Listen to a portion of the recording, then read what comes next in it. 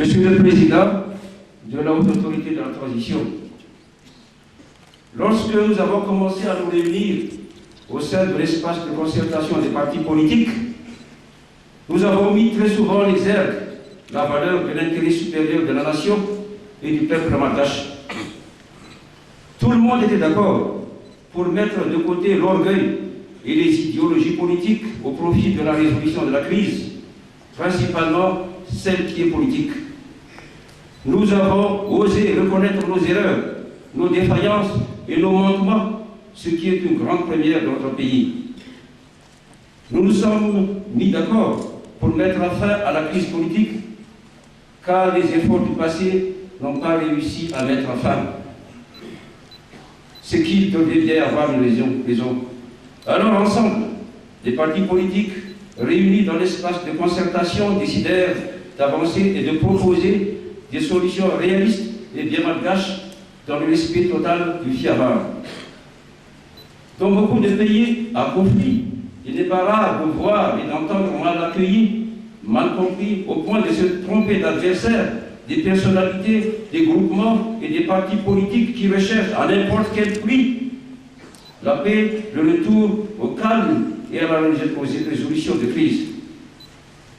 Peut-être parce que ceux qui ne l'acceptent pas voient un intérêt politique pour perdurer dans la voie de l'impasse.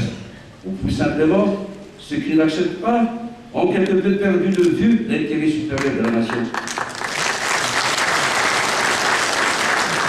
L'une des motivations de l'espace de concertation est de redorer l'image des politiques et modeler une nouvelle façon de faire de la politique à Madagascar, afin de faire primer justement l'intérêt supérieur de la nation et celui du peuple malgache dans la paix et la sérénité. 3 jours de réunion, 3 jours de tension pour déboucher à un accord politique. Il n'y avait pas de grands partis ni de petits partis, il n'y avait que des grands hommes qui réécrivaient l'histoire de Madagascar. En ces moments de forte turbulence, des propos calmes à d'exclamations violentes, nous avons tout vu durant ces 3 jours, au point de passer pour une journée entière pour fixer de dates d'élection. La vie politique de la nation est entre les mains des politiques. Et d'ailleurs, elle a toujours été depuis 50 ans. De par ce statut, il est tout à fait normal que les partis politiques règlent tout conflit politique. L'espace de concertation est fondé sur une approche partie sur la base de la nouvelle définition de l'inclusivité, tant en qualité qu'en quantité. Toutes les tendances sont représentées, tous les courants participent et tous les bords s'expriment. Nous comprenons bien qu'à l'origine de la crise, la communauté internationale a naturellement réuni les protagonistes, c'est-à-dire ceux qui ont directement été en conflit autour de la table de négociation. Plus ou moins de partis se positionnèrent selon le protagoniste qu'ils soutenaient et beaucoup d'autres étaient en dehors des parties prenantes. Aujourd'hui, il faut reconnaître qu'il y a de nouveaux protagonistes en conflit, le peuple malgache face aux politiques.